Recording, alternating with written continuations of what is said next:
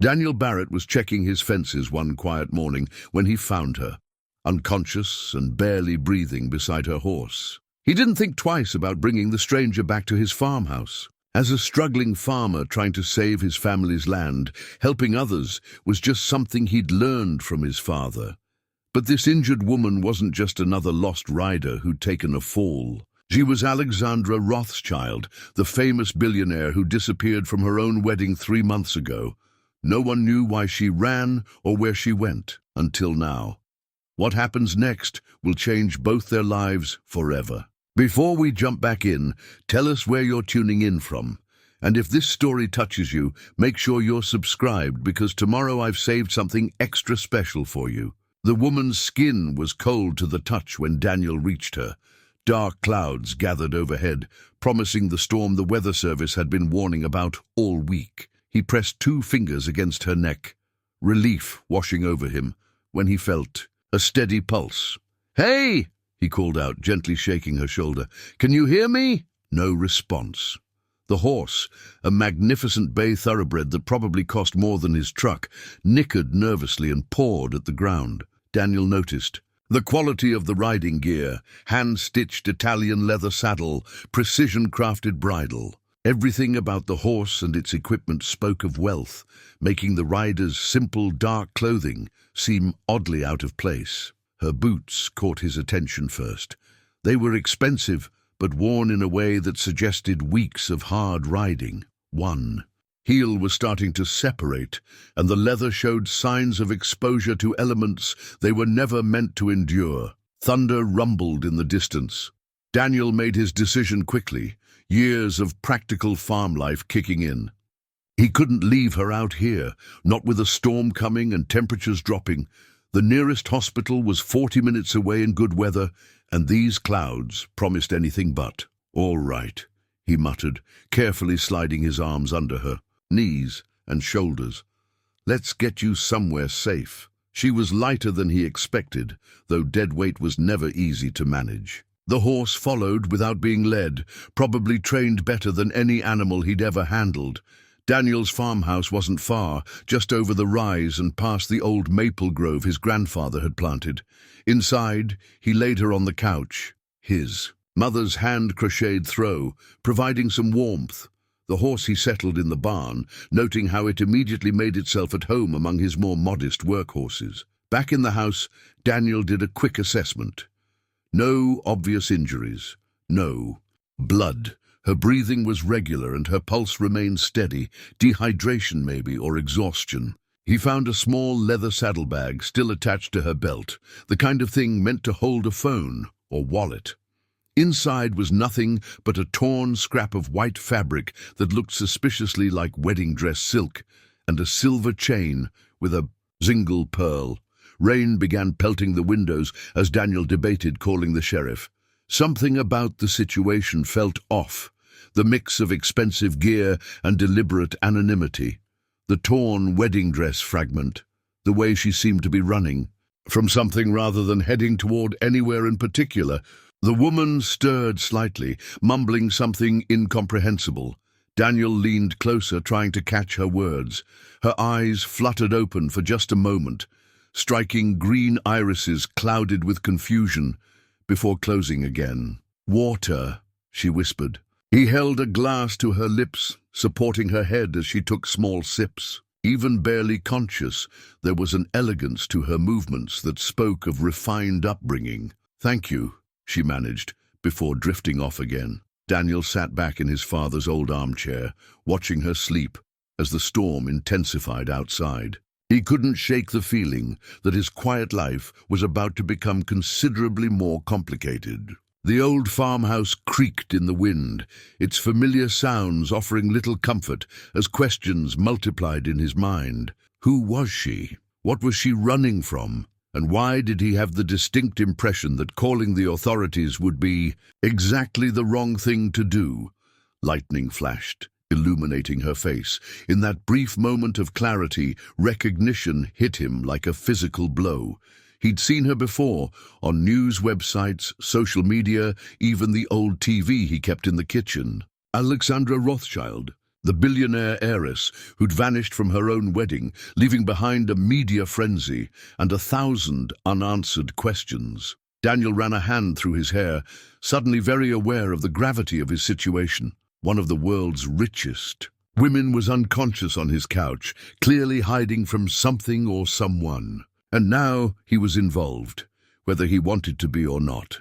The storm settled in for the long haul, and Daniel Barrett, struggling farmer, son of generations of Vermont farmers, found himself standing guard over a woman whose watch probably cost more than his entire farm.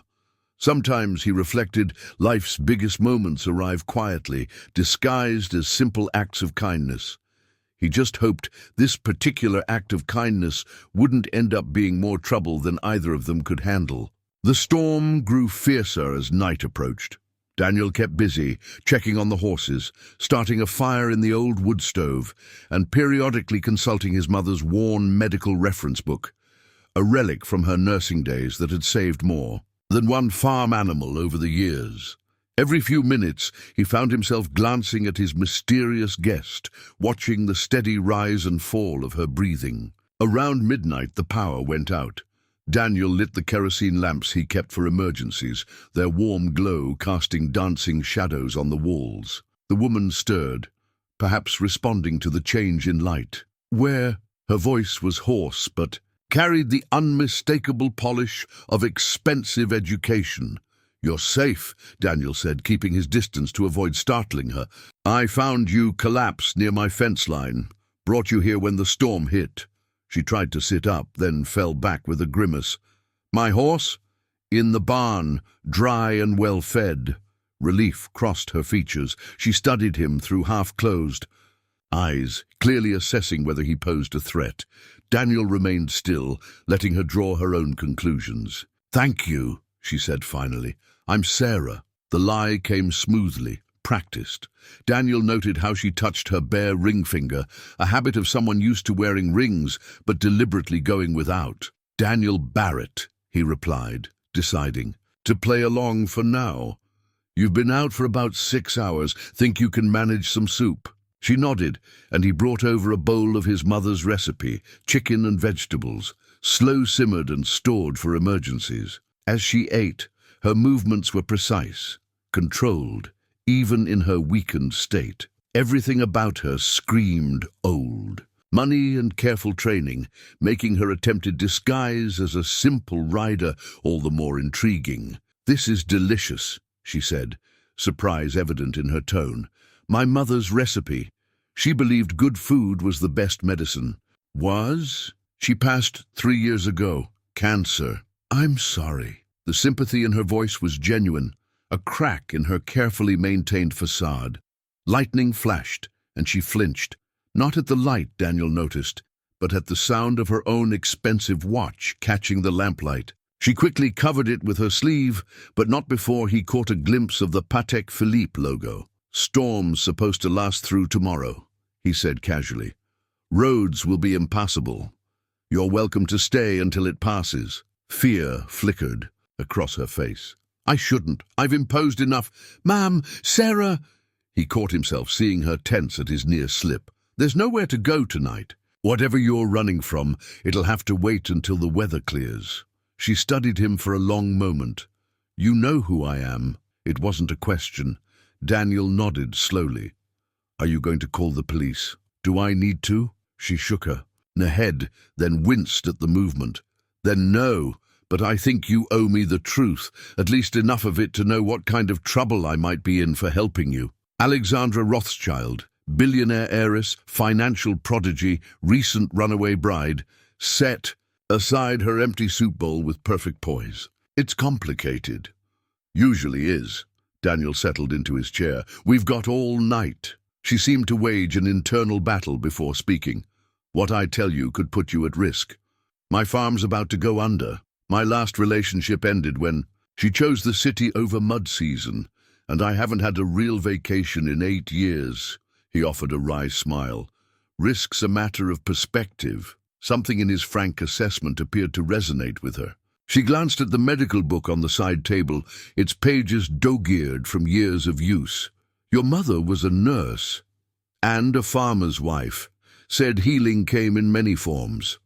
Alexandra touched the pearl necklace hidden in her pocket, the one he'd found but carefully replaced. My mother used to say something similar. She took a deep breath. How much do you know about corporate takeovers, Mr. Barrett? Daniel, and only what I've learned fighting the bank these past 2 years. Then let me tell you about power, money, and why sometimes $1 billion can become the prettiest prison ever built. Outside, the storm raged on, but in the warm lamplight of a failing farm's living room, two people from vastly different worlds began to understand that some shelters offer more than just protection from the rain. Morning arrived with the gentle aftermath of the storm, dripping eaves, sodden fields, and a crystalline clarity to the air. Daniel had fallen asleep in his chair sometime during Alexandra's story, and he woke to find her standing by the window, silhouetted against the dawn light. She'd found the newspaper he'd tried to hide, the one with her face on the front page. The headline screamed, "Rothschild heiress still missing, $100,000 reward for information." They used a terrible photo, she said without turning around. I hate how I look at corporate events. Daniel stretched, working out the kinks from sleeping upright. The story you told last night, about the irregularities you found in the merger documents, all true. She turned to face him, her expression hardened by morning resolve. Richard wasn't just marrying me.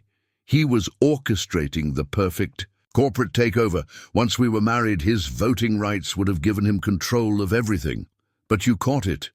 3 days before the wedding, hidden in thousands of pages of contracts and prenuptial agreements. She picked up the paper, studying her own photo with detachment. The merger would have stripped my family's charitable foundation, hospitals, research facilities, educational programs, all redirected into private holdings. Daniel put on coffee, the familiar routine grounding him in this surreal morning. Why not expose him? I tried. Bitterness crept into her voice. Richard's very good at what he does. Every board member I approached had already been compromised. My own lawyers had conflicts of interest I never knew about. Even my father. She trailed off, and Daniel heard the deeper wound there. The great Thomas Rothschild chose his legacy over his daughter. Alexandra accepted the coffee he offered, her smile sad. The empire matters more than any individual. I learned that lesson very young. She took a sip, surprise flickering across her face. This is actually good coffee. Don't sound so shocked. We farmers know our beans. The small joke earned him a genuine laugh, probably the first she'd had in weeks. The sound transformed her face, stripping away years of boardroom polish. So you ran, Daniel said. I ran. She set down her cup. Changed clothes in the church, a bathroom, grabbed the emergency bag I'd hidden in my wedding planner's car, and disappeared. I had maybe a 15-minute head start before anyone realized I wasn't just having bride jitters. The torn dress piece in your bag? A reminder of what I'm fighting for. She touched her throat where a string of pearls would normally rest. My mother built that foundation. Her last project before cancer took her. I won't let them destroy it. Daniel studied her, seeing past the billionaire facade to the wounded daughter beneath. But you can't fight them if you're hiding on a failing farm in Vermont. No, she agreed, but I needed time to gather evidence, to find allies I could trust. She met his eyes. To remember who I am without the Rothschild name attached. The morning sun broke through the clouds, painting the kitchen in warm light. Daniel's coffee maker gurgled its last drops, and somewhere outside, a rooster announced the day with misplaced optimism. Your father's people will be watching the foundation, he said, and your accounts. Alexandra's eyes sparked with something like mischief. They're watching the obvious accounts, the ones Richard knew about. She pulled out her phone, not the latest model he'd expect, but an older one, harder to trace. But Mother taught me something Richard never understood. True power isn't in having money. It's in knowing how to move it quietly. She showed him a series of numbers that made his eyes widen. Legitimate funds, carefully hidden over years, enough to fight back once I have the right strategy, and enough to save a certain farm if its owner is willing to help me. Daniel set down his coffee. Ms. Rothschild, Alexandra, I'm not looking for payment. No, she said softly. You're looking for salvation, for this land, for your family's legacy. We're not so different, Daniel Barrett. We're both trying to protect something bigger than ourselves. The morning stretched. Between them, full of possibilities and dangers, neither could fully see. Daniel thought of his mother's medical book, of generations of Barretts helping neighbors in need. Sometimes those neighbors just happened to be billionaire heiresses fighting corporate corruption. Well, he said finally, I suppose the first thing is to get your horse some better accommodations. Can't have a thoroughbred slumming it with farm horses forever. Alexandra's smile held equal parts relief and determination. Actually, I think she's exactly where she needs to be. Sometimes the best hiding places are the ones nobody thinks to look for. Outside, the sun continued to rise over Vermont's hills, drying the storm's tears and promising, if not a perfect day, at least one worth fighting for. The old tractor sputtered and died for the third time that morning. Daniel pulled out the worn manual, its pages stained with decades of oil and determination, while Alexandra watched from the barn doorway. Is it always this temperamental? She asked, holding a basket of eggs she'd just collected. Her first ever farm chore, completed with the same precision she'd once applied to billion-dollar deals. Only when she knows I can't afford to replace her. Daniel patted the tractor's rusty hood. Everything on a farm has personality. You just have to learn how to work with it. Alexandra set down her basket and approached, her designer boots already showing signs of agricultural adaptation. Show me. Show you what? How to fix it. If I'm hiding here, I should make myself useful. Daniel couldn't quite hide his surprise. You want to learn tractor repair? I learned hostile takeover strategies over breakfast with my father. This can't be more complicated. She rolled up her sleeves, designer shirt now smudged with hay and reality. Besides, I used to rebuild motorcycles with my brother before. The unfinished sentence hung between them, another piece of her story not yet shared. Daniel handed her the manual, watching as she studied it with the same intensity she probably once gave to financial reports. Okay, she said finally. It looks like the timing's off, and maybe the fuel line's clogged. Not bad for a billionaire. She shot him a look that could have frozen coffee. I have a name, farmer. So do I, princess. The nickname slipped out unintentionally, but instead of offense, he saw a flicker of amusement in her eyes. Together, they bent over the engine, her questions precise and thoughtful. Daniel found himself explaining systems and connections, surprised by how quickly she grasped mechanical relationships. It's all about flow, she said, hands deep in engine grease. Like money through shell companies, only more honest. The tractor roared to life under their combined efforts. Alexandra's triumphant smile seemed to brighten the entire barn.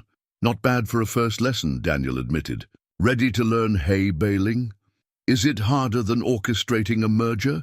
Depends. How do you feel about manual labor? Hours later, they sat on the porch, watching the sunset paint the fields gold.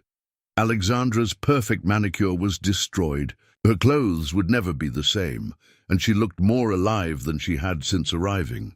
We used to have a place in Vermont, she said suddenly, before Mother died. A little cabin where we'd escape when the board meetings and galas became too much. Father sold it after, said we needed to focus on the empire. Daniel heard the longing in her voice. And now? Now I understand why she loved it here. Everything's real, tangible. She gestured at the fields. You can't hide failure behind quarterly reports or marketing strategies. The land either produces or it doesn't. Speaking of producing, Daniel pulled out a stack of papers he'd been avoiding. Banks not feeling particularly patient these days. Alexandra studied the foreclosure warnings with a banker's eye. These terms are predatory. Welcome to modern farming. You could sell. The land alone is worth a fortune to developers. Daniel shook his head. 5 generations of Barretts worked this soil. I won't be the one who turns it into condos. She was quiet for a moment, understanding all too well the weight of legacy. What if there was a third option? A way to keep the farm and make it sustainable? I'm not taking your money, Alexandra. Not giving. Investing. Her eyes took on. The sharp focus he imagined had terrified corporate boardrooms. This land has potential. Organic farming, sustainable practices, educational programs. The foundation I'm trying to save? This is exactly the kind of project it was meant to support. Daniel looked out over his fields, his inheritance, his responsibility, his chain.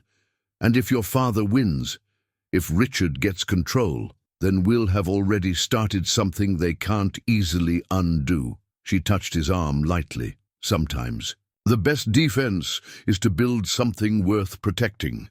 The evening settled around them, crickets starting their nightly symphony. Alexandra's hand remained on his arm, warm and uncertain, as if she wasn't quite sure how human contact worked without contractual obligations. First, Daniel said finally, we need to get you proper work boots. Those designer things are a tragedy, waiting to happen. Her laughter echoed across the fields, free and unguarded, carrying with it the promise of possibilities neither of them had imagined at the week's beginning. Alexandra found the business card while helping Daniel clean out the barn's storage room.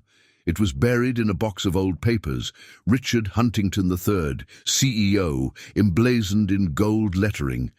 Her hands trembled slightly as she held it. Your ex-fiancé has been busy, Daniel said, handing her his tablet. The local news site showed headlines about the ongoing search, the rewards increasing daily. They're focusing on cities, luxury resorts, places they think you'd go. Richard never understood me. She crumpled the card, a small act of defiance.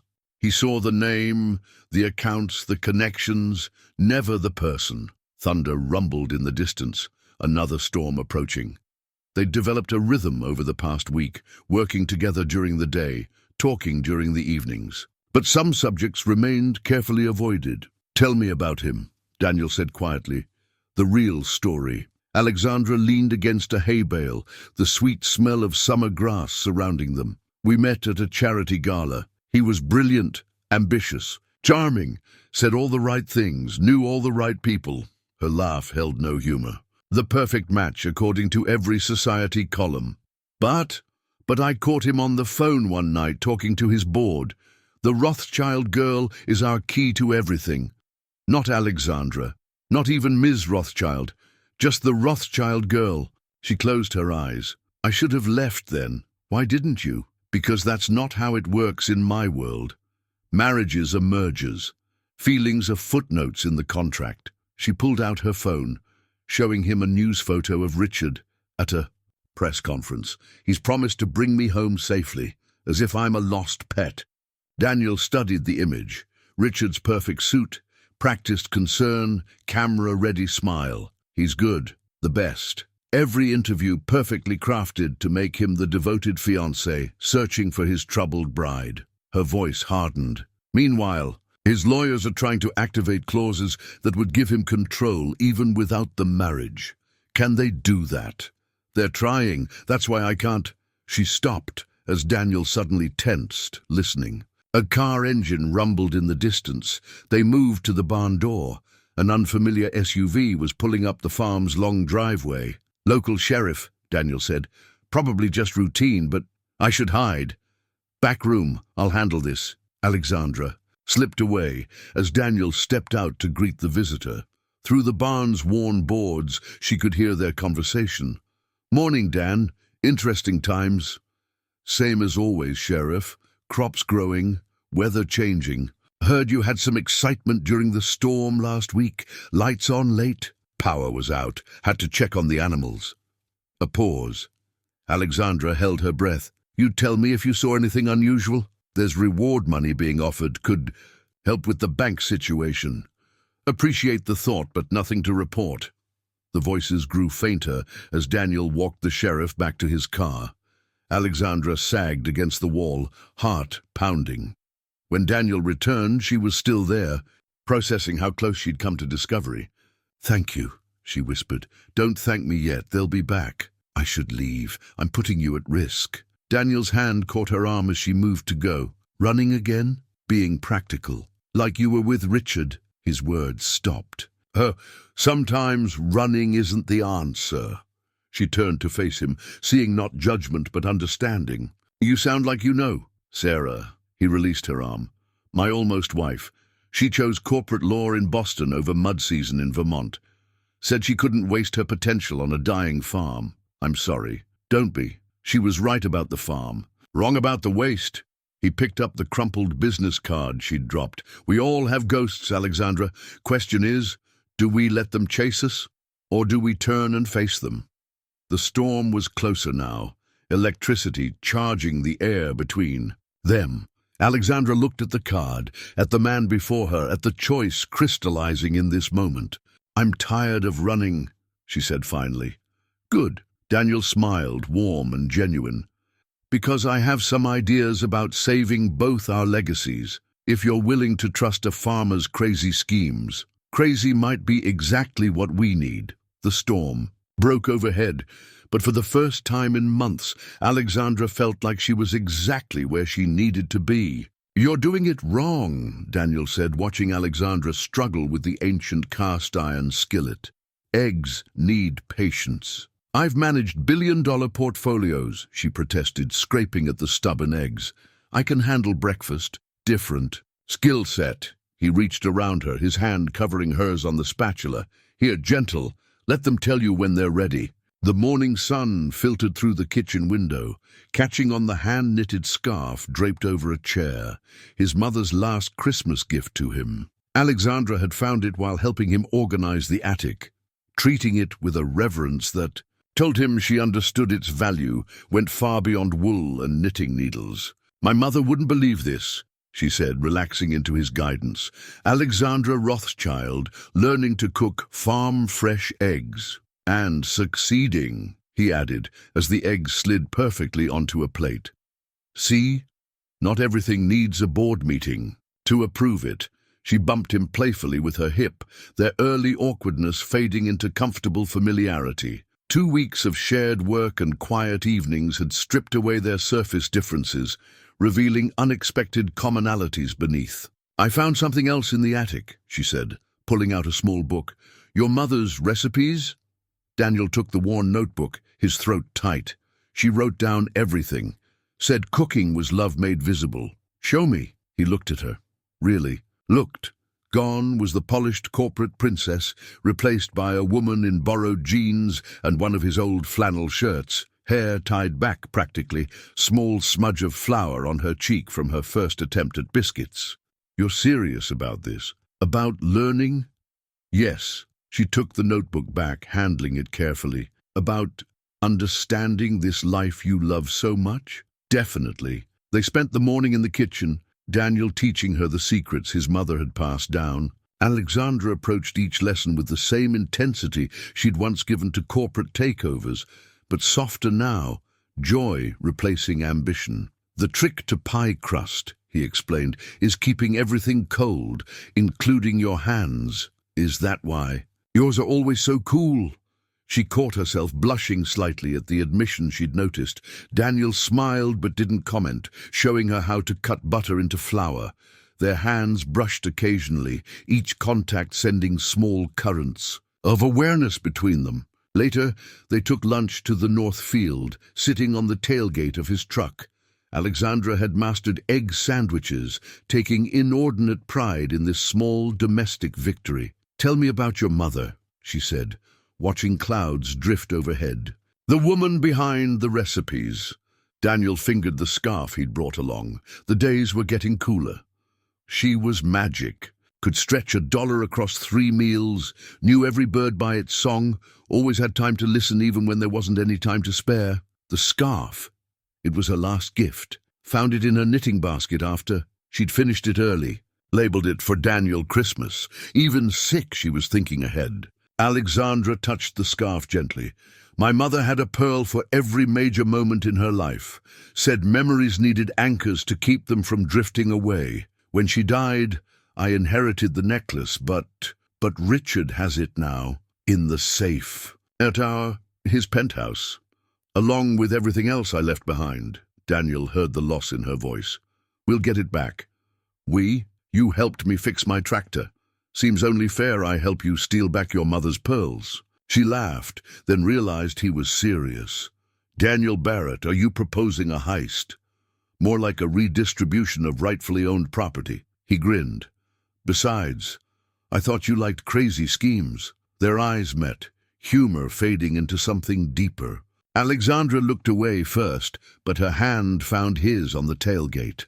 Thank you, she said softly, for plotting grand theft jewelry, for making me feel human again. The afternoon sun painted the fields gold, a beautiful distraction from the concerns waiting on the horizon. They sat together, hands linked, sharing the comfortable silence of people who no longer needed words to understand each other. That evening, Alexandra made dinner alone, a recipe from his mother's book. It wasn't perfect, but like everything else about their unlikely situation, it was exactly what it needed to be. The bank notice arrived on a Tuesday morning, its official letterhead stark against the pile of regular mail. Daniel read it twice before setting it down on the kitchen table, where Alexandra was reviewing agricultural grant applications on her laptop. Final warning? She asked, noting his expression. 30 days. He pushed the notice toward her. They're not even pretending to negotiate anymore. Alexandra scanned the document, her corporate experience letting her read between the lines. They already have a buyer lined up. See this clause about immediate transfer upon default. Developer? Most likely. The terms are structured for quick resale. She set the paper down carefully as if it might bite. How much? Alexandra. How much, Daniel? He named a figure that would have been a rounding error in her old life. The contrast struck them both. Her former world of billions versus his struggle over thousands. I can write a check right now, she said softly. No, don't be proud, not about this. It's not pride. He stood, pacing the worn linoleum. If I take your money, I'm no better than Richard, using you for your wealth instead of seeing you. The words hung between them, heavy with unspoken meanings. Alexandra rose and blocked his pacing, forcing him to look at her. Is that what you think you're doing? Using me? No, but then listen to me, Daniel Barrett. I've spent my entire life being used for my money. I know exactly what it feels like. She gestured around the kitchen. This, teaching me to cook, showing me how to fix engines, treating me like a person instead of a portfolio. This is the opposite of using me. He started to protest, but she pressed a finger to his lips. I have a proposal. A business proposal, she clarified, though her finger lingered a moment too long. What do you know about sustainable agriculture education? Besides what we do here? Exactly. What you do here, the traditional methods, the connection to the land, it's valuable, not just financially, but culturally. She pulled up a spreadsheet she'd been working on. The foundation I'm trying to protect. One of its mandates is agricultural education. Preserving farming knowledge, teaching sustainable practices. Understanding dawned in his eyes. You want to turn the farm into a teaching center? Part of it. Keep the working farm, but add educational programs, summer workshops, school visits, hands-on learning about real farming, not the corporate, agricultural model. Daniel studied the spreadsheet, seeing his life's work transformed into something larger. The foundation would fund this. Once I regain control, yes, but we don't have to wait. She pulled out another document. I've been tracking Richard's moves. He's so focused on the big accounts, he's overlooked smaller investment vehicles. I can access enough to save the farm and start the transformation, legally. And when he figures it out, by then we'll have created something too valuable to dismantle. A working model of sustainable farming education, with community support and public visibility. Her eyes sparked with the same passion she'd once directed at corporate deals. He can't secretly dismantle something that's openly successful. Daniel sat back down, mind racing. The bank won't wait for programs to get established. No, but they'll respond to immediate capital investment and a solid business plan. She laid out more documents, permits, proposals, marketing strategies. I've been doing more than learning to make eggs, Daniel. He picked up the papers, recognizing the thoroughness that had made her a financial prodigy. But there was something else here, a vision that went beyond profit margins. You really believe in this? I believe in what you do here, in what we could build together. She hesitated. If you'll trust me, not just with your farm, but with your dream. The morning sun streamed through windows that needed washing, highlighting dust motes and possibilities. Outside, the farm continued its daily rhythm, animals needing feed, fields needing attention, 1,000 small tasks that added up to something worth preserving. Partners? She asked quietly. Daniel looked at her, really looked, saw not the billionaire heiress or the runaway bride, but the woman who'd learned to cook eggs, who understood the value of his mother's scarf, who wanted to build something real. Partners, he agreed, but we do this right. Build something that can stand on its own, not just with your money. I wouldn't want it any other way. She smiled, brilliant and genuine. Now, about those permit applications. They spent the rest of the morning planning, their heads bent together over paperwork, occasionally brushing hands as they passed documents back and forth. Neither mentioned how natural it felt, this sharing of purpose and space. Some truths didn't need words. The local newspaper's gossip column caught Alexandra's eye during their weekly supply run into town. "Mystery woman at Barrett Farm?" screamed the headline, followed by speculation about Daniel's frequent visits to the permit office and unusual purchases. "We're getting noticed," she said, showing him the paper as they loaded feed into his truck. "Small towns run on gossip." But Daniel's expression was concerned, though Lauren at the diner did ask if I was entertaining company lately. "What did you tell her?" "That my cousin Sarah was helping with permit applications." He smiled slightly. "Apparently, the whole town now thinks I have a secret girlfriend." Better than the truth. Alexandra adjusted her baseball cap, part of her carefully cultivated farmer's helper disguise. "Though your dating life becoming local news is worrying." They drove back to the farm in thoughtful silence, both aware of the growing risks. Their grant applications were drawing attention, and Daniel's regular meetings with county officials had not gone unnoticed.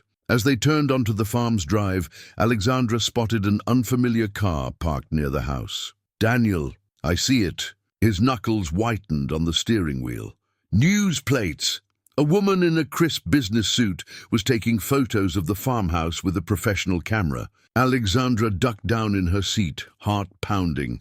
"The back barn," Daniel said quietly. "I'll handle this." He stopped the truck, positioning it to block the reporter's view as Alexandra slipped out and moved quickly behind the vehicle. She'd barely made it to the barn when she heard Daniel's voice, pitched to Carrie. "Can I help you?" "Mr. Barrett. Jessica Chen from the Burlington Free Press. We're doing a story on local farms diversifying into education programs. Your recent permit applications caught our attention." Alexandra pressed against the barn wall, listening. Through a gap in the boards, she could see Daniel's relaxed pose, a practiced casualness that almost matched her own corporate training. "Not much of a story yet, just exploring options to keep the farm running. Sources say you've had help developing these plans. A woman who's been staying here?" "My cousin Sarah. She's good with paperwork."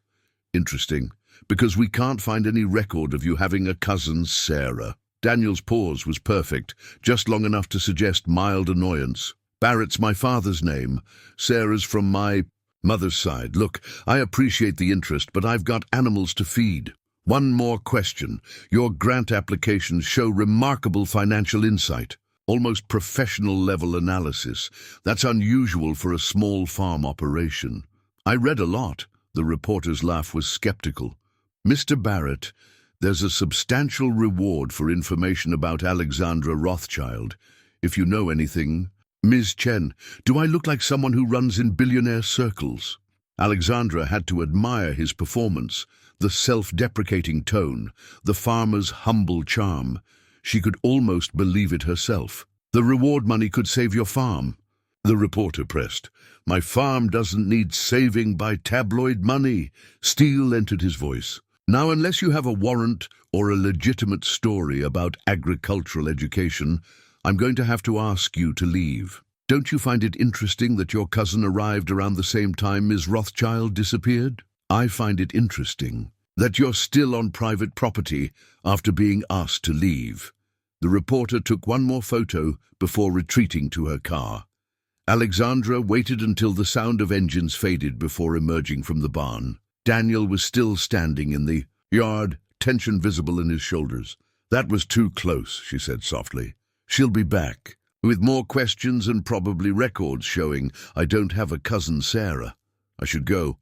Running again, being practical. But she didn't move toward the house to pack. Daniel turned to face her. "We knew this might happen. The plans we've submitted are too good to go unnoticed. I've put you at risk. Your farm, your reputation." "Our farm," he corrected. "Our plans. Unless you've changed your mind about being partners." The word carried more weight than it had before. Alexandra looked at him, this farmer who lied to reporters to protect her, who refused her money but accepted her help, who saw her instead of her bank accounts. "No," she said finally, "I haven't changed my mind." "Then we adapt. Change the timeline, be more careful in town." He smiled slightly. "Maybe let people think their gossip about my love life is true. It's a better cover than a fictional cousin." Alexandra felt warmth rise in her cheeks. "It would explain my presence." "Exactly, just two people falling in." He caught himself, building something together. The almost confession hung in the air between them, adding another layer to their already complicated situation. The old family photo album lay open on the kitchen table when they heard the car approaching. Daniel recognized the sound of his sister's Subaru before it appeared around the bend. "Kate's early," he said, moving quickly to help Alexandra hide evidence of their grant applications. "She wasn't supposed to visit until next week. Your sister Kate, the lawyer, the very same." He handed Alexandra an apron. "Remember, you're Sarah, my new farmhand, and maybe girlfriend according to town gossip." Alexandra barely had time to tie the apron before Kate Barrett strode through the door, her city clothes and sharp attention to detail a jarring contrast to the farmhouse kitchen. "Surprise," Kate announced, then stopped short at the sight of Alexandra. "Oh, hello, Kate, this is Sarah," Daniel said smoothly. "She's been helping with the farm. Sarah, my sister Kate." "The lawyer," Alexandra said, extending her hand. "Daniel's told me about you." Kate's handshake was professional, assessing. "Funny, he hasn't mentioned you in our calls." "It's recent." 3 weeks, Daniel supplied, the truth wrapped in layers of necessary fiction. Kate moved to the kitchen table, picking up the photo album. "Memory lane?" "Sarah was asking about Mom," Daniel said, and Alexandra blessed him for giving her a detail she could work with. "I love her recipes," Alexandra added truthfully. "Daniel's been teaching me." Something softened in Kate's expression. "He got a touch with pie crust. Dad and I were hopeless." She studied Alexandra more carefully. "You seem familiar. Have we met?" "I don't think so." Alexandra turned to the stove, hiding her face. "Coffee. I just learned how to work Daniel's ancient percolator." "Ancient but reliable," Daniel said, a touch of defensiveness in his tone. "Like everything else here." "Yes, about that." Kate set down her bag, lawyer mode engaging. "The bank called me, Dan, as your legal counsel, unofficial legal counsel. I needed to know about these new permit applications, educational programs, partnership proposals."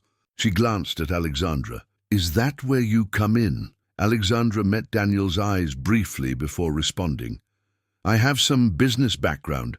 When Daniel mentioned his ideas for the farm, business background, Kate's lawyer instincts were clearly tingling.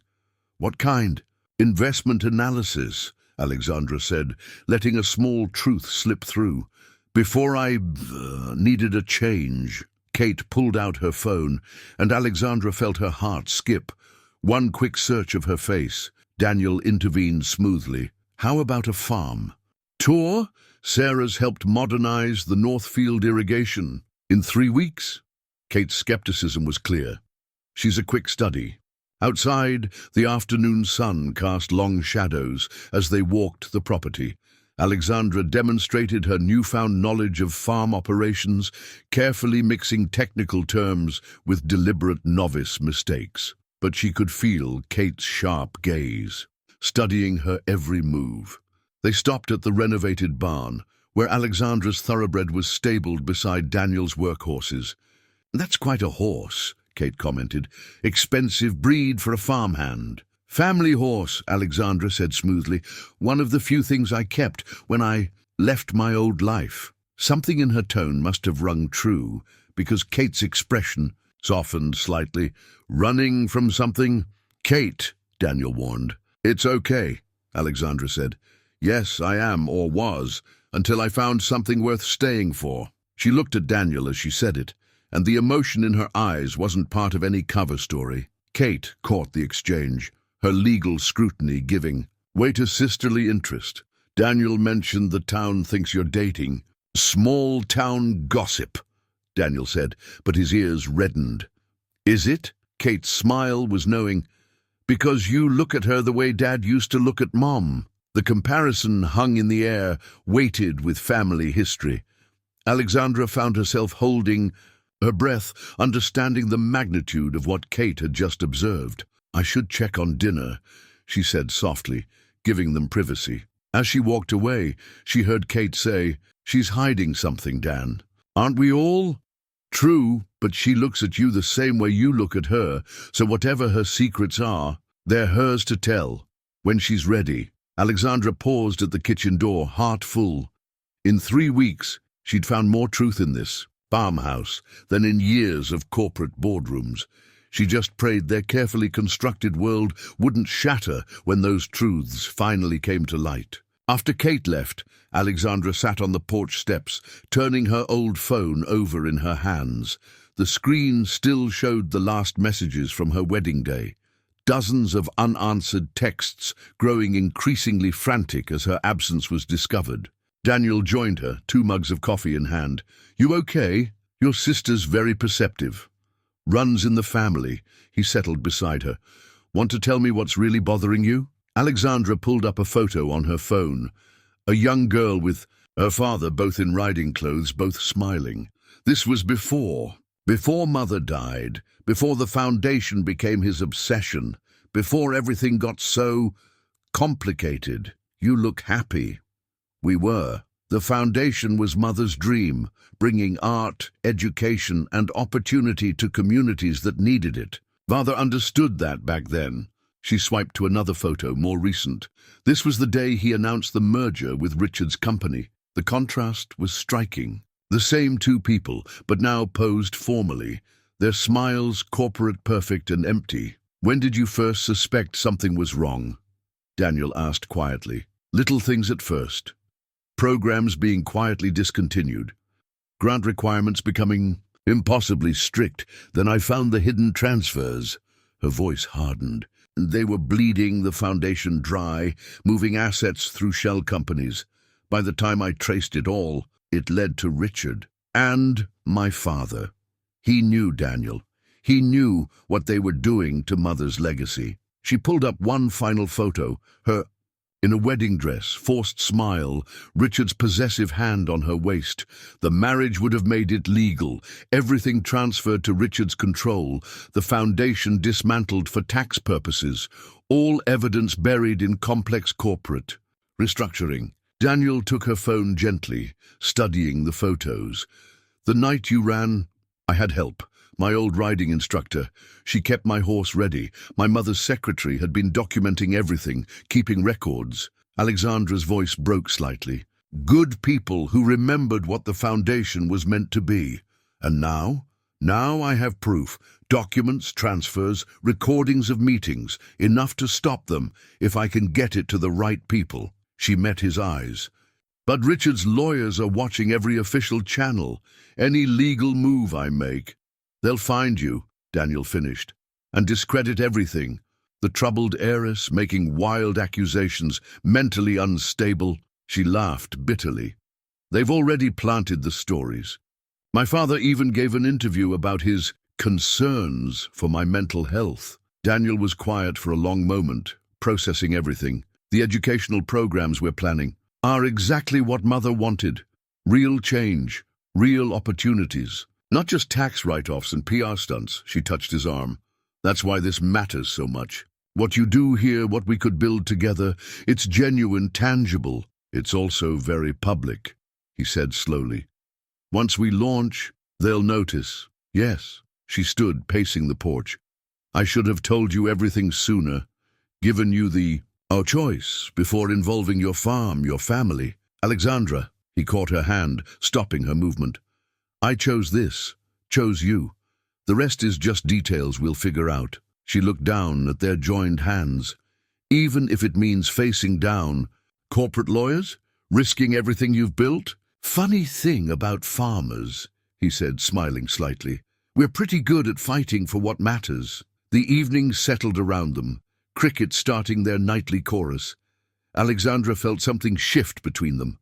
The last barriers of secrets finally falling away. There's more, she said quietly, about Richard, about why I really couldn't go through with the wedding. Daniel waited, his hand still holding hers. I was starting to fall for someone else, someone who saw me, not the Rothschild name. She met his eyes. Still am. The confession hung in the air between them, as honest as the dirt under their fingernails and the calluses on their hands. Daniel stood slowly, closing the distance between them. Good thing the town already thinks. We're dating, he said softly, saves us some explaining. His free hand came up to cup her cheek, and Alexandra leaned into the touch.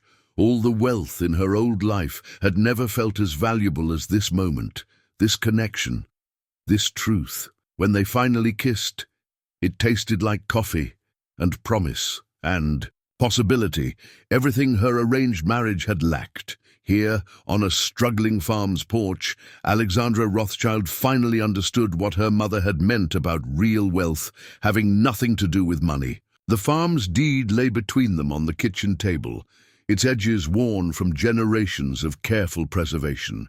Next to it sat the latest bank notice, final auction date set for the end of the month, and a newspaper featuring Thomas Rothschild's newest statement about his deeply troubled daughter. They're closing in, Alexandra said, scanning the article. Father's private investigators have started focusing on rural areas.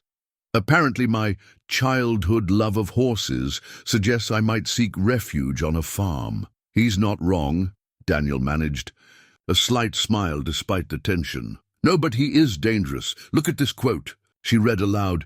We fear Alexandra's mental state may be deteriorating. She's always been unstable under pressure ever since her mother's death. Her hands shook slightly. He's laying the groundwork to discredit anything I might say about the foundation. Daniel studied the bank notice again. We've got bigger immediate problems. The auction's been moved up. 2 weeks. What? They can't? They can. Kate checked the paperwork. Everything's legal. Alexandra stood, moving to the window where morning sun painted the fields gold. Their educational program proposals sat half-finished on her laptop. Dreams interrupted by harsh reality. I could still... No, Daniel's voice was firm. We agreed. No direct transfers from your accounts. They're watching for exactly that. Then we accelerate the plan. I have enough hidden in offshore accounts to... which they'll trace the moment you access them. He joined her at the window.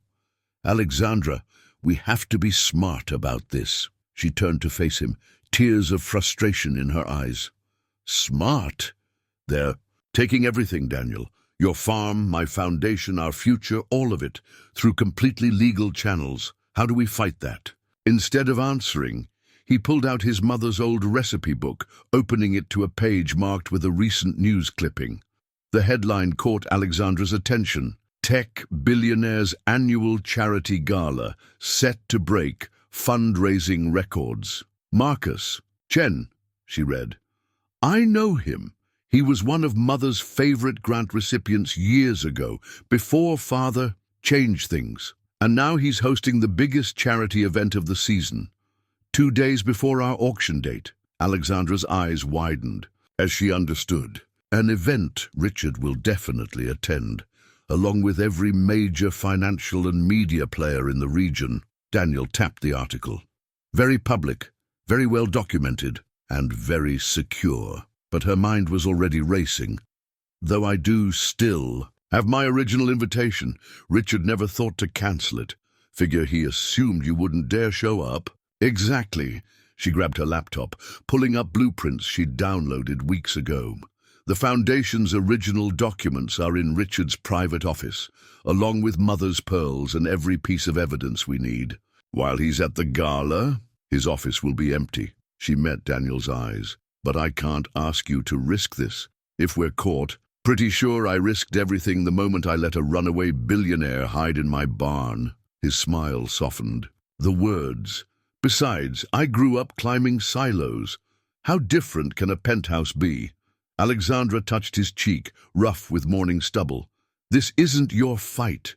Pretty sure it became mine somewhere between teaching you to make eggs and falling in love with you. The casual declaration stopped her breath. They hadn't said the words yet, dancing around them like the careful steps of their growing relationship. Daniel, you don't have to say it back. Just let me help, not for the farm, not for the foundation, for us. She kissed him then, hard and quick. I was falling in love with you over that first failed batch of eggs. Their foreheads pressed. Together, sharing breath and determination.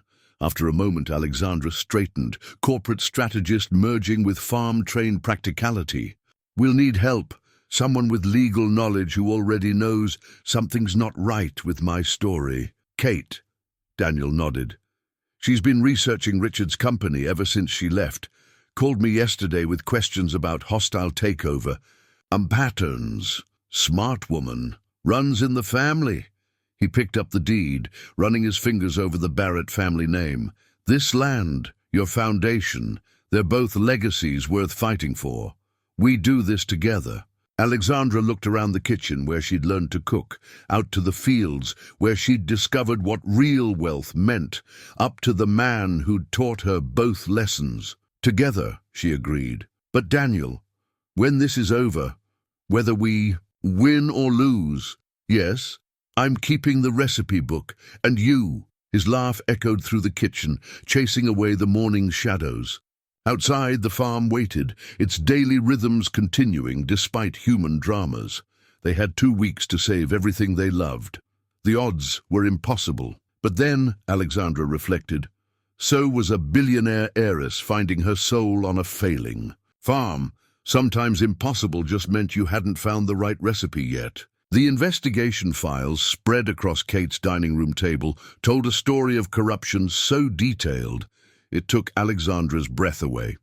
3 weeks of legal research had uncovered what she'd only suspected about Richard's operation. He's done this before, Kate said, highlighting another document.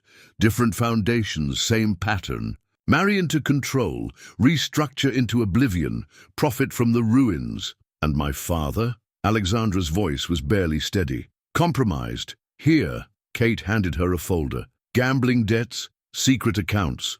Richard didn't just target your foundation. He bought your father's cooperation years ago.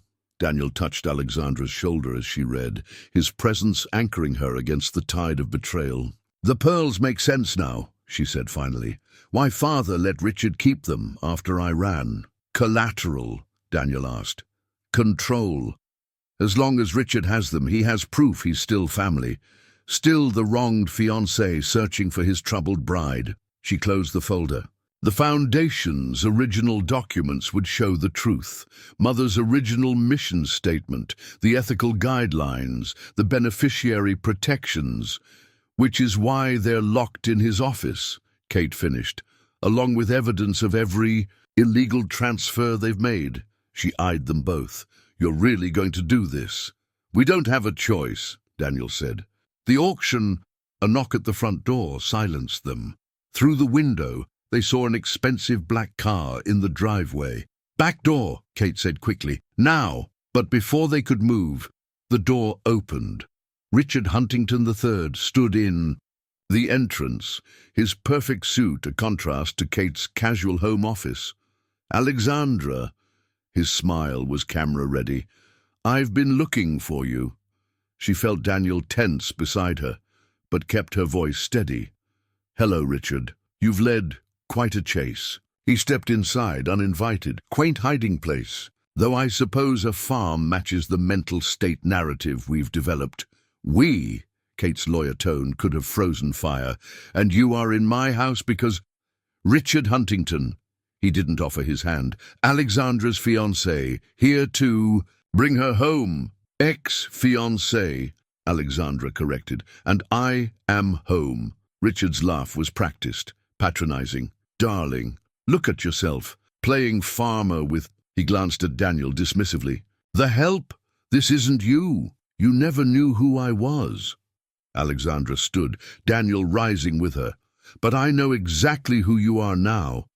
Every shell company, every stolen grant, every foundation you've destroyed." The smile slipped slightly. "You're confused, unstable. Your father is waiting in the car, I assume. Too cowardly to face me himself." Richard's expression hardened. "You have no idea what you're accusing us of. No evidence. Yet," Alexandra met his gaze, "Mother's original documents still exist, along with records of every transfer you thought you'd hidden in my very secure office." Now he smiled again. "Please try. I'll enjoy adding breaking and entering to the list of your mental issues." "Get out." Daniel's voice was quiet, but carried the weight of generations of men who defended their land. Richard looked between them, understanding dawning. Oh, this is precious. The troubled heiress and the failing farmer. How cinematically tragic. "Mr. Huntington." Kate stood, lawyer mode fully engaged. "You're trespassing. Leave, or I call the police." "Police?" He laughed. "Please do. I'm sure they'd be very interested in a fugitive heiress hiding on a soon-to-be foreclosed farm." Alexandra felt something snap inside her. Years of corporate training, of holding her tongue, of playing the perfect heiress, all of it fell away. "You want a show, Richard? Fine." She pulled out her phone, starting to record.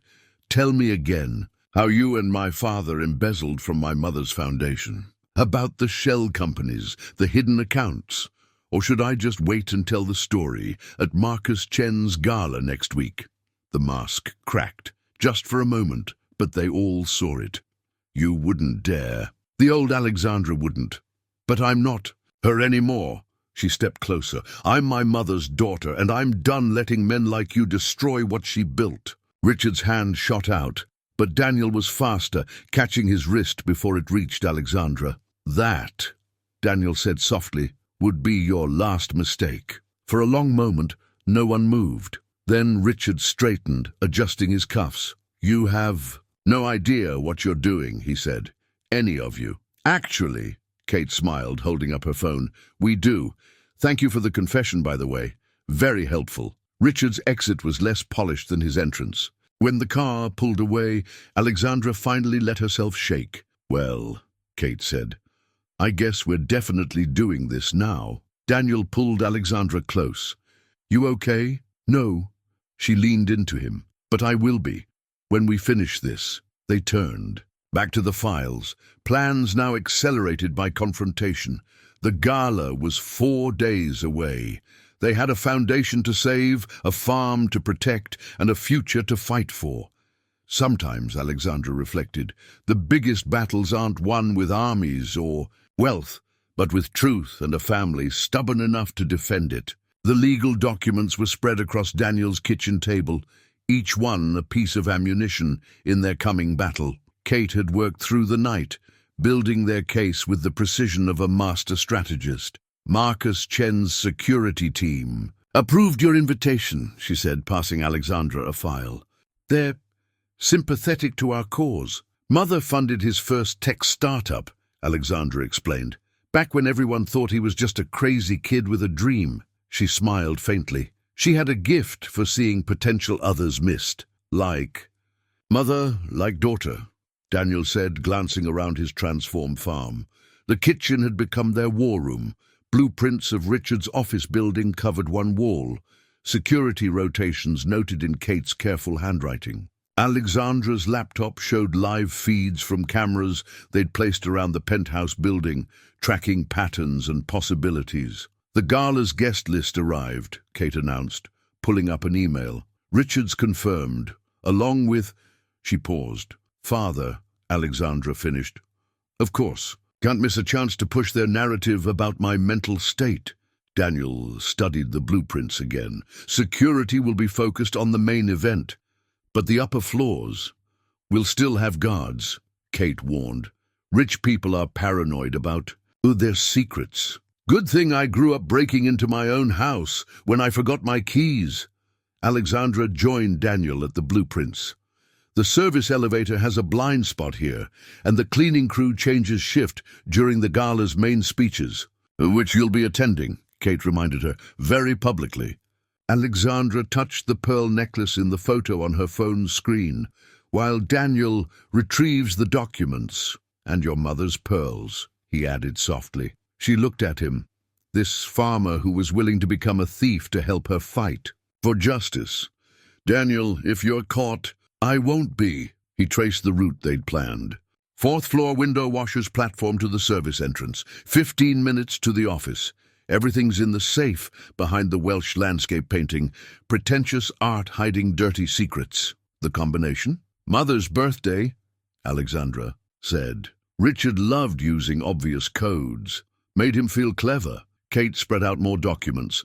Legal filings ready to be submitted the moment they had proof. Once we have the original foundation papers and transfer records, I can file for an emergency injunction. Stop the farm's auction, freeze Richard's assets, and expose everything, Alexandra finished.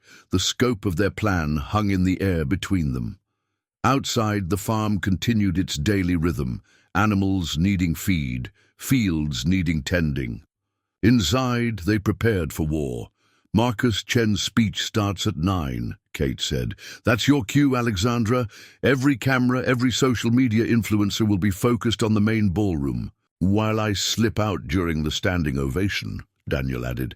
Kate's press conference is scheduled for midnight, giving us time to copy everything before Richard even knows we have it. Alexandra's corporate training merged with their farmer's practicality. By morning, it'll be too late to hide the truth. Daniel caught her hand, feeling its slight tremor. Having second thoughts? About taking back what's mine? Never, she squeezed his fingers. About risking you? Constantly. Hey, he turned, her to face him. 5 generations of Barretts have worked this land. Each one fought their own battles to keep it. This is just my turn. Kate cleared her throat.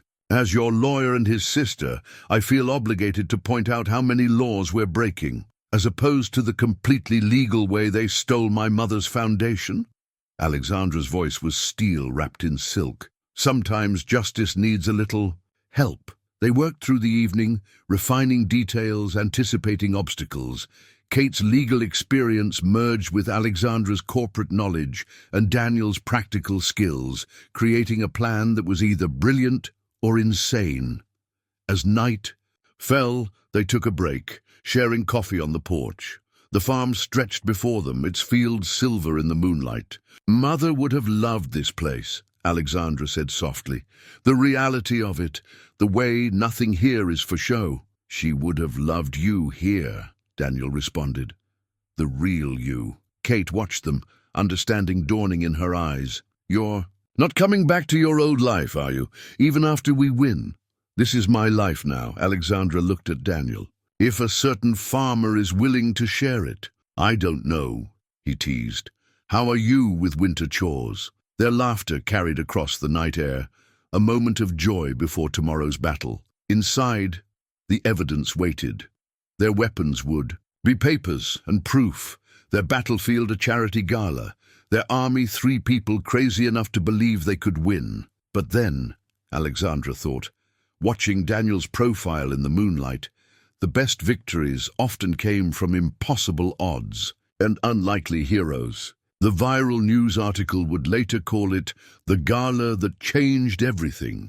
But for Alexandra, standing in the ballroom in a borrowed dress, it felt more like a tightrope walk over an abyss. "Ready?" Kate's voice came through her concealed earpiece. "Position confirmed," Alexandra replied softly, accepting a champagne flute from a passing waiter. Richard's at the head table.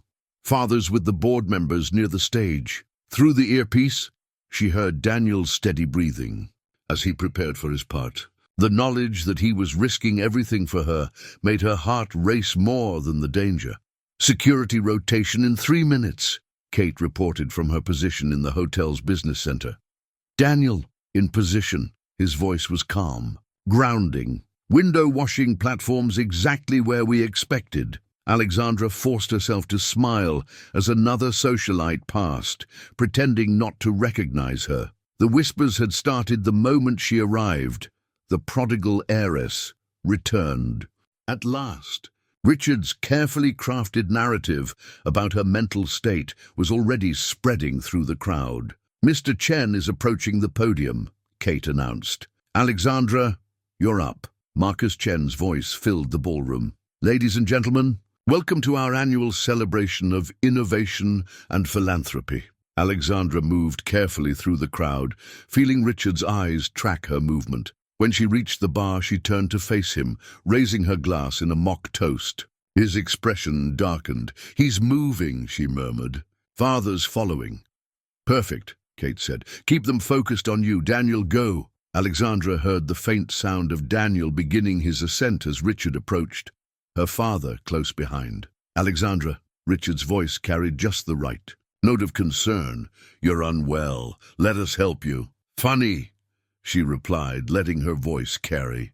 "I've never felt clearer." A small crowd was gathering, drawn by the drama. Phones appeared, recording the confrontation, exactly as planned. "Service entrance clear," Daniel reported quietly. "Darling." Her father stepped forward, every inch. The concerned parent. "This behavior, these accusations, your mother would be—" "Don't!" Alexandra's voice cut like a blade. "Don't you dare speak of her!" More phones, more witnesses. In her ear, Kate reported Daniel's progress through the building. "4th floor, corridor clear." Alexandra lifted, her chin channeling every lesson in commanding attention she'd ever learned. "Tell me, Father, did you think about Mother's legacy when you signed it away?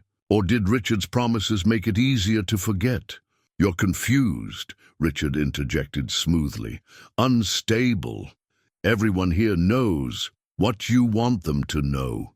She turned to the watching crowd. "Want to hear a story about real instability? About corporate raiders who destroy charitable foundations for profit? Office located," Daniel whispered. "Starting on the safe." Alexandra's hand trembled slightly as she set down her glass. "Did you really think I ran because I was afraid? That I disappeared because I was broken?" "Alexandra," her father warned. "I ran because I found proof of everything." She smiled, seeing Richard's perfect mask crack slightly. "Would you like to know what's in your office safe right now, Richard?" His eyes widened fractionally. Behind him, her father went pale. "Got it." Daniel's voice came through clear. "Safe open. Everything's here." Alexandra felt tears threaten, but kept her voice steady. Mother believed in helping people, in using wealth to create opportunity. Her foundation wasn't meant to be your personal piggy bank. "You have no proof," Richard hissed, but his eyes darted toward the exit. Actually, Kate's voice came not from the earpiece but from the ballroom speakers, the huge screens around. The room flickered to life, showing document after document. "We have everything." The crowd gasped as transaction records appeared, showing the systematic looting of the foundation. Marcus Chen stepped forward, his security team moving to block the exits. "Ladies and gentlemen," he announced, "I believe we've found our feature story for the evening." Alexandra touched her earpiece. "Daniel, on my way down, with a little something extra." She smiled, feeling the weight of secrets finally lifting. Around them, journalists were already broadcasting live, phones capturing every moment of Richard and her father's very public downfall. "The pearls?" she asked softly. "Safe and sound," Daniel replied. "Like their owner." Alexandra looked at. Her father really looked at him for the first time in years. Mother's foundation will continue its work, with its original mission intact. You can't, Richard started. Can't what? She gestured to the screen still displaying evidence. Tell the truth. Too late. The story was already trending online. Their carefully orchestrated revelation working exactly as planned. Alexandra felt a familiar presence at her side as Daniel joined her, carrying a small velvet box. I believe these are yours, he said, opening it to reveal her mother's pearls. The cameras flashed as Alexandra lifted the necklace, years of lost legacy restored in a single moment. Above them, the screens showed Kate's press conference beginning, legal documents ready to stop the farm's auction and freeze Richard's assets. Sometimes Alexandra thought the best revenge isn't just exposing the truth, it's doing it with style. The court verdict landed with the weight of justice finally served.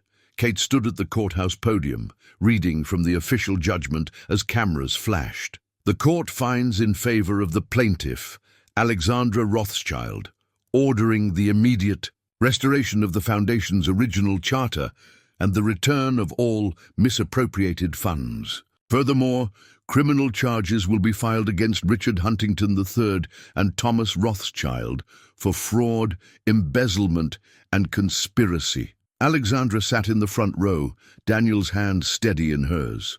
She wore her mother's pearls, their familiar weight, a reminder of everything they'd fought to restore. Additionally, Kate continued, the attempted foreclosure of the Barrett family farm is deemed invalid, as it was part of a larger pattern of retaliatory actions. Daniel squeezed her hand. In the week since the gala, their story had captured the public's imagination.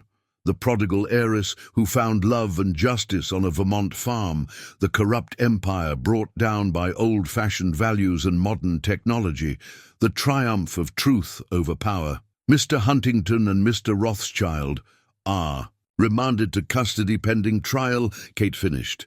No further questions at this time. Outside the courthouse, reporters swarmed, but Marcus Chen's security team created a path for them.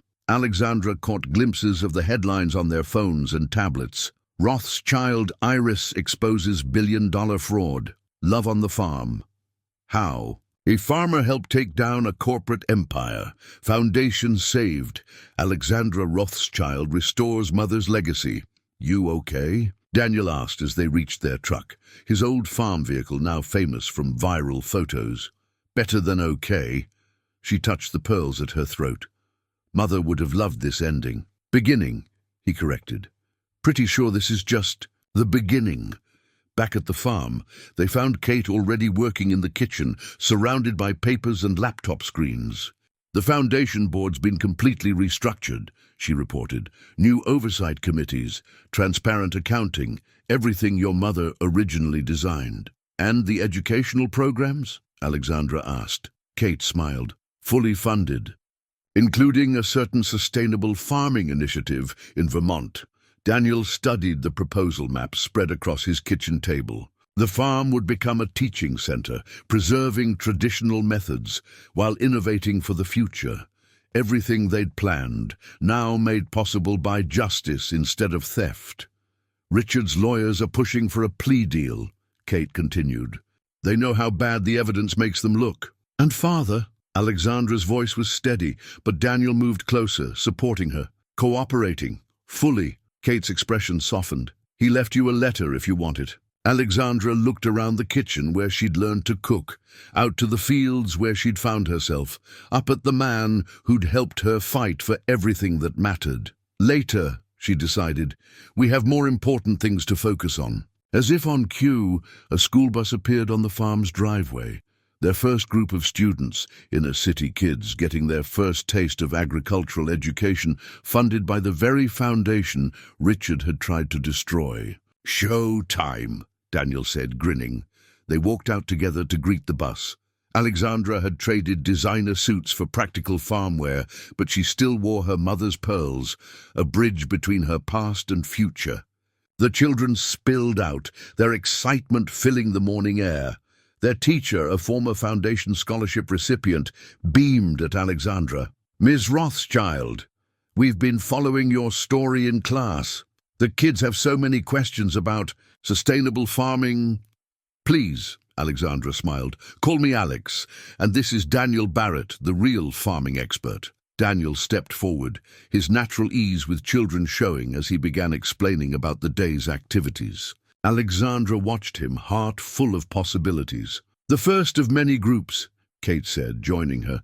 "The Foundation's educational program is already overbooked for the year. Good thing we have plenty of space to expand." Alexandra gestured. "To the fields beyond the teaching barn. Mother always said true wealth grows best when it's shared." The morning sun rose over Vermont's hills, painting everything in shades of promise. They had work ahead. Classes to teach, programs to build, justice to oversee. But for now, Alexandra Rothschild stood on her farmer's land, wearing her mother's pearls, watching city kids learn about the real meaning of growth. Sometimes justice came in unexpected ways. Sometimes salvation wore work boots instead of Italian leather. And sometimes, she thought, watching Daniel demonstrate proper seed planting to their enthusiastic audience, the biggest victories weren't counted in dollars at all. The new business plan lay open on Daniel's restored tractor, its pages catching the autumn breeze as Alexandra walked the fields with a group of corporate donors. 3 months after the verdict, the Barrett Farm Educational Center was becoming exactly what they'd envisioned. "As you can see," she explained to the group, looking perfectly at home in mud-splattered boots under her tailored jacket, "we're combining traditional farming methods with modern sustainable practices. Each student learns the full cycle of agricultural production." "Impressive adaptation of the space," commented a former board member who'd supported her against Richard. "Your mother would have loved this interpretation of her mission. She believed in practical education." Alexandra gestured toward where Daniel was demonstrating plowing techniques to urban teenagers. "Theory matters, but there's no substitute for hands-on experience." The donors nodded approvingly, making notes on tablets and phones. The farm's transformation had become a model for other educational initiatives, proving that innovation didn't have to mean abandoning tradition. Later, after the visitors left, Alexandra found Daniel by the barn, reviewing construction plans for the new teaching facility. "Good day?" he asked, pulling her close. "Better now." She relaxed against him, the pearls at her throat catching the setting sun. "The Foundation approved full funding for the expansion. We can break ground next month. Just in time for spring classes." He turned her to face the fields, standing behind her with his arms wrapped around her waist. "Look what we built." The farm had come alive in new ways. The old storage barn was now a state-of-the-art classroom. Solar panels on the south field powered everything while demonstrating renewable energy. Gardens flourished where weeds once grew, providing fresh produce for local food banks. "We're not just teaching farming," Alexandra mused. "We're teaching possibility." Speaking of possibility, Daniel reached into his pocket, suddenly nervous. "I've been thinking about another merger." She turned in his arms, raising an eyebrow. "Mr. Barrett, that sounds suspiciously like corporate talk." "Well, I did learn from the best." He pulled out a simple ring, its diamond modest but perfect. "Thought it was time to make our partnership official. If you're interested in a more permanent investment." Alexandra's laugh caught on a sob. "Are you really proposing next to a compost heap?" "Seemed appropriate. It's where you first taught me about sustainable growth." "That was about crop rotation." "Same principle." His eyes were serious now. "Growing something lasting, together." She kissed him in answer, the ring finding its home beside her mother's pearls. Around them, the farm settled into evening, crickets offering nature's approval. Kate found them there later, papers in hand. "Should I come back? You two look suspiciously happy." "Your brother just proposed using business metaphors," Alexandra told her, showing off the ring. "Of course he did." Kate hugged them both. "Though, I should warn you, the media's already calling. Apparently, someone spotted the Foundation's CEO wearing an engagement ring." Let them talk. Alexandra leaned into Daniel's side. We've got more important things to focus on. They walked together toward the house, discussing plans for tomorrow's classes. The kitchen light beckoned warmly, promising evening coffee and shared dreams. Inside, Alexandra paused at the sight of her father's still unopened letter on the counter. She'd been avoiding it, unsure if she was ready for his explanations or apologies. "Want company?" Daniel asked softly, seeing her expression. "Always." She picked up the envelope. "But first, help me make dinner. I think it's time I showed you Mother's secret recipe for celebration pasta. The one you claimed was better than my beef stew?" "Much better." She grinned, pulling ingredients from their new farm-to-table storage system. "Though your eggs still win." They cooked together, the kitchen filled with laughter and possibility. Through the window, they could see the lights of the teaching barn where tomorrow's students would learn about more than just farming. "You know," Daniel said, watching her expertly chop vegetables, "for someone who couldn't cook 3 months ago, you're getting dangerously good at this. I had an excellent teacher." She bumped his hip with hers. "Besides, some things just need the right ingredients to work properly. Like love," she thought, but didn't say. Like justice and healing and growth, like two people from different worlds, finding exactly where they belonged. The evening settled around them, warm with promise and possibility.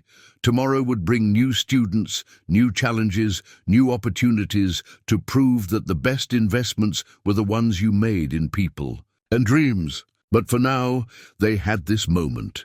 Cooking dinner in their kitchen, planning their future, building something bigger than themselves. It was, Alexandra realized, exactly the kind of wealth her mother had always talked about. Their marriage license arrived on a Tuesday, tucked between farm supply catalogs and foundation reports. Alexandra held it up to the morning light streaming through the kitchen window, the official seal catching the sun. "Different from the last one," Daniel observed, pouring their coffee. "Everything's different." She smiled, touching the pearls at her throat. "Better." The farm was in full spring bloom, ready for their weekend wedding. Students had helped plant wildflower gardens, learning about soil composition while creating natural decorations. The teaching barn had been transformed into a reception space that perfectly balanced rustic charm with elegant sophistication. "Father's letter is still unopened," Daniel noted gently, seeing her gaze drift to the envelope, propped against the windowsill. "I know." Alexandra picked it up, feeling its weight. I think it's time." They sat together at the kitchen table where their journey had begun. Daniel's hand covered hers as she opened the envelope, his presence steady and grounding. "Dear Alexandra," she read aloud, "by the time you read this, I'll have begun serving. My sentence. It seems appropriate. I've been imprisoned by my choices far longer than any court could mandate." The letter continued, pages of explanation and regret. Her father wrote about losing his way after her mother's death, about mistaking empire building for legacy preserving. He spoke of watching her flourish at the farm through news reports, seeing her mother's spirit shine through in ways his corporate world had dimmed. "I don't expect forgiveness," the letter concluded, "but I want you to know that you saved more than the foundation. You saved our family's true legacy. The belief that wealth isn't measured in dollars, but in lives touched and dreams nurtured. Your mother would have been so proud of the woman you've become. Love, Father." Alexandra folded the letter carefully, tears falling freely. Daniel held her, understanding the weight of closure.